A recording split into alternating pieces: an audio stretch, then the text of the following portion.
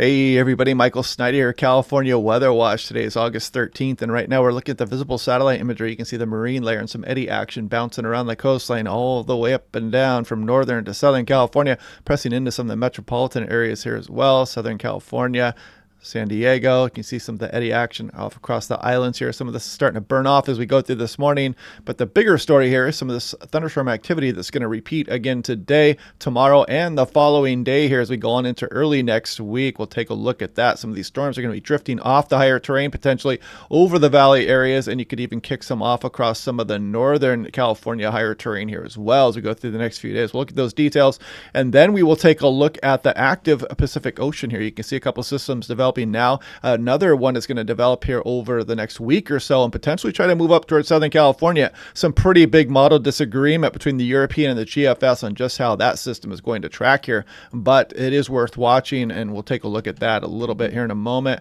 This is a nice affordable home weather station if you want to monitor that weather at your house. This thing even has a nice UV index sensor on it. It matches up with much more expensive weather equipment. I'm very impressed with this station. You can see I clicked on this place just north of Bishop here, and it talks about lightning last detected 2 hours ago. Tells how much rain fell yesterday, how long it rained for. Very good stuff there. And you can see all the other stations around the California area.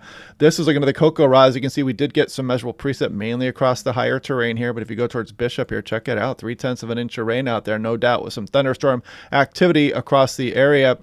And this is looking at, again, today across some of the higher terrain, Southern California, Big Bear Lake, kind of bullseye there. San Diego, California National Weather Service talking about that potential for a thunderstorm across some of the higher terrain. This is the Sierra Nevada, including Reno, just including Sacramento and some of Stockton here as well. And some of these storms are going to try to drift off to the northwest here. You can see 2 p.m. to 8 p.m. and the impacts, dangerous lightning associated with some of these storms as well. Las Vegas here talking about that thunderstorm threat today and then drying out some here as we go through Monday.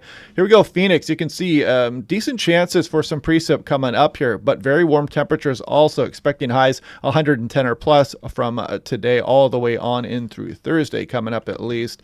This is for Flagstaff, Arizona, and of course the further north you go out of Phoenix, the better chances you get as you go towards Flagstaff, Peach Springs, and Kingman out there. And again, watch out for that dangerous lightning, and you could get some flooding concerns across places like Utah, the canyon areas and whatnot. If you have that heavy rain around, how those torrents of water can move down those canyons rapidly. This day in weather SoCal history here, you can see that you've got thunderstorms. Basically, that's what usually is the big weather maker here for this time of year. And you can see 1971, 92, 2004, and we do have that potential through the extended. So we're going to watch that closely over the next few days.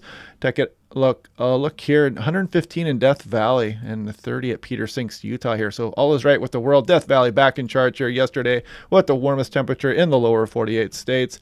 Now this is looking at the European on the left versus the GFS on the right. Yesterday afternoon's run. You can see the couple of tropical systems developing right now. The Hawaiian Islands are here. There's California. If we put this into motion, you can see these systems kind of march off. One's going to pass south of the Hawaiian Islands again. Shouldn't bring nearly as extreme winds as what happened with Dora that passed south. But this next system is going to bring some tropical moisture there. But then look at this pretty big system here, big slug of moisture. And look at the huge model disagreement here between the European on the left and the GFS. The GFS, if it brings this kind of track with this system, is going to be an impressive weather maker for Southern California. This would bring all kinds of high impact stuff. You'd get some pretty substantial flooding, thunderstorms, big winds, all kinds of stuff would happen if this scenario did unfold. But again, look at the huge model disagreement here between the track of this storm, and we'll pay attention to that more here with this. Now, this is the European ensemble. Again, looking at precipitable water, you can see the two systems going on here. So this is an average of all 50 ensemble members, and you can see the next slug of moisture with that system here,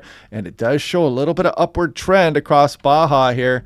As you go up towards Southern California, you can't completely rule it out just yet. The European, usually the better of the two models here.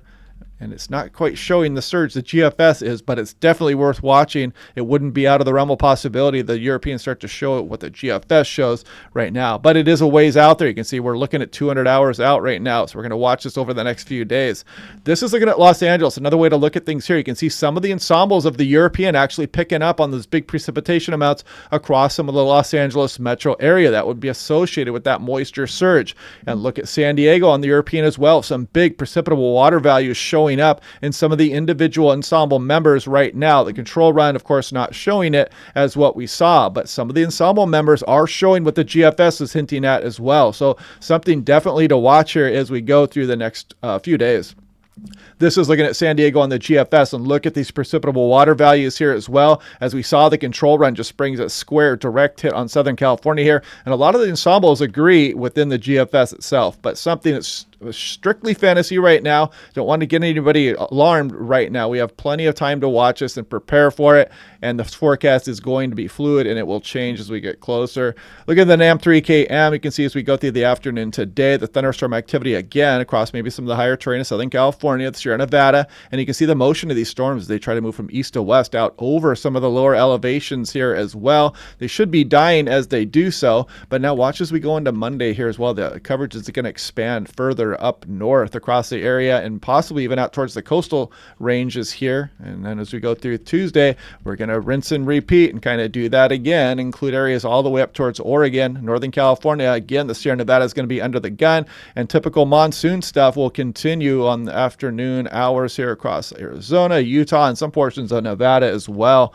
This is day one thunderstorm outlook. It does include Sacramento and Fresno here, and trying to get out towards the coastal range here as well. Here's day two. Look, it includes Redding, Sacramento, Reno, all the way out to the coastal range. And then day two goes all the way up towards Medford, Oregon, including Redding and just on the fringe of Sacramento there as well. This is day one excessive rainfall outlook, so watch out for some heavy rain with any one of these storms across the Sierra Nevada. Don't get caught off guard there. Day two, kind of the eastern Arizona stuff, and then you've got day three here across southern Utah and northern Arizona as well.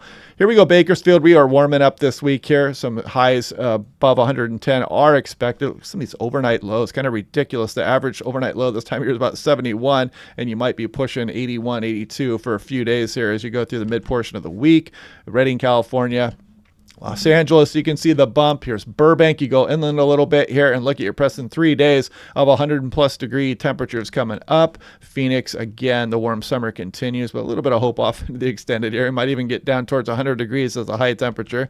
This is Sacramento. You get the bump and the potential drop back down as we go through next weekend. Las Vegas hovering around average for this time of year. And 6 to 10 day, you can see we got a little bit of a break here showing up here through August 22nd. So we'll see how that unfolds over the next few days.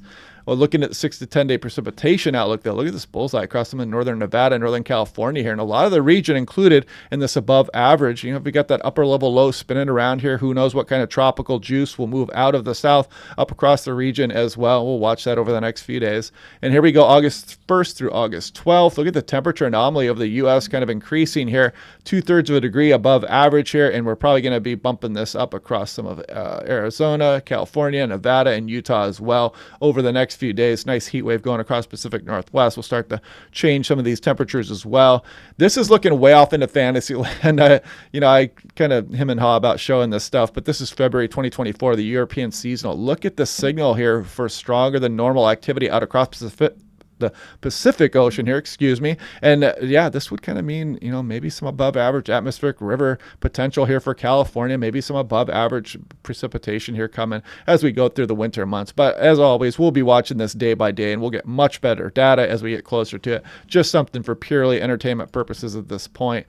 But anyway, yeah, active tropical season going on down here across the eastern Pacific, and we'll watch that over the next few days. It's going to be interesting to show what the afternoon model runs say. Are they going to continue to trend? Is the GFS going to continue to show this moving up across Southern California? Even though the European is the better model here, you got to kind of keep that in the back of your mind, what the GFS is showing, and some of the European outliers showing some of that moisture moving up across the region as well. But anyway, we'll watch that again tomorrow. Hope you guys are liking the videos here. Click like and subscribe, and I'll see you guys then.